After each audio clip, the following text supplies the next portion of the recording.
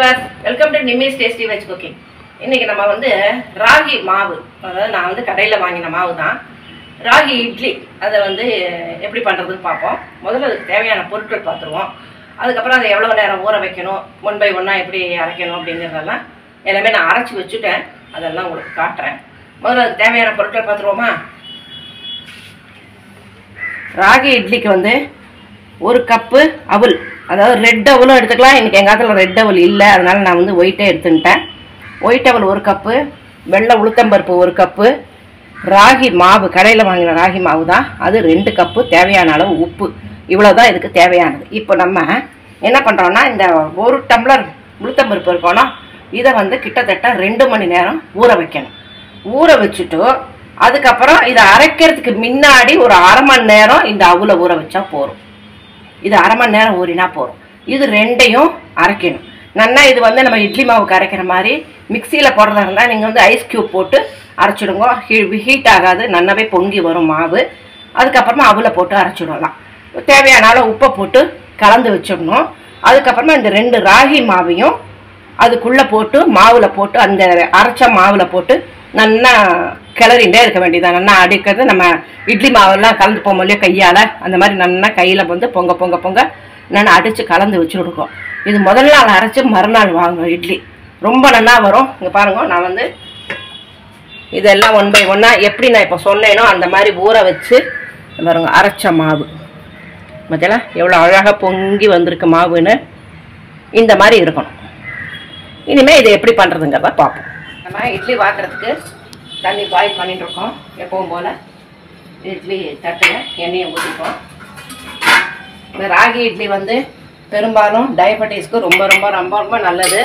இது வந்து கார்போஹைட்ரேட் கிடையாதுங்கிறதுனால இது தாராளமாக சுகர் பேஷண்ட்டு தாராளமாக சேர்த்திக்கலாம்.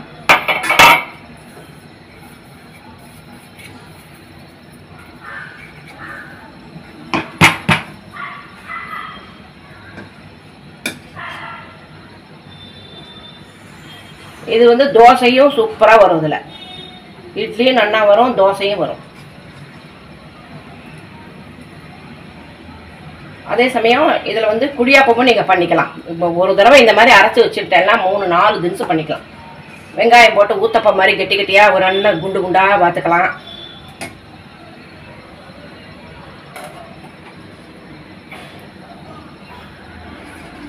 மெயின் சும்மாவே அரிசியே போடுறதுக்கு இந்த மாதிரி போட்டுக்கலாமே. இது வந்து ரொம்ப ராகி வந்து பொதுவில் குழந்தைகளுக்கும் போன் ஸ்ட்ரென்த் எல்லாம் நிறைய கொடுக்கும் இல்லையா. அதனால் பசங்களுக்கு, வளர்கிற பசங்களுக்கு போன் ஸ்ட்ரென்த் இருக்கணும் இல்லையா. அதனால் ராகி இட்லி அடிக்கடி சேர்த்திக்கோங்க. அட்லீஸ்ட் வாரத்துக்கு ஒரு 2 நாளாவது ராகி இட்லி வச்சுருக்கோம். இது நல்லா வேகட்டும். ஒரு 15 நிமிஷம் ஆகும் இட்லி வேகிறதுக்கு. வெந்தா விட்டு நான் உங்களை பார்க்குறேன். இப்போ நம்ம ஒரு 15 நிமிஷம் ஆயிடுத்து. ராகி இட்லி நல்லா வெந்தாச்சு. பாருங்க பாருங்க எவ்வளோ சாஃப்டாக இருக்கும். பும்மு நல்லா சாஃப்டாக வந்திருக்கு. இப்போ நம்ம எடுத்துருவோம். இதை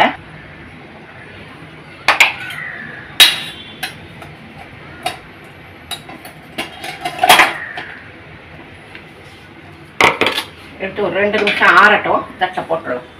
இப்போ நம்ம இட்லி பானையில் இது தட்டில் இருந்து அழகாக எடுத்துவோம்.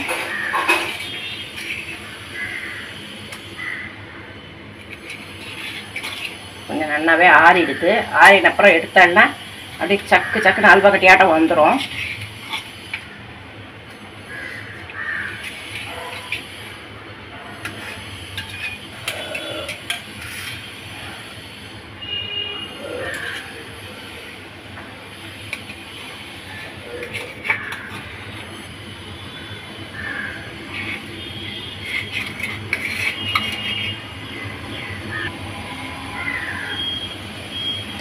எவ்வளோ சாஃப்டாக இருக்குது பார்த்தீங்களா.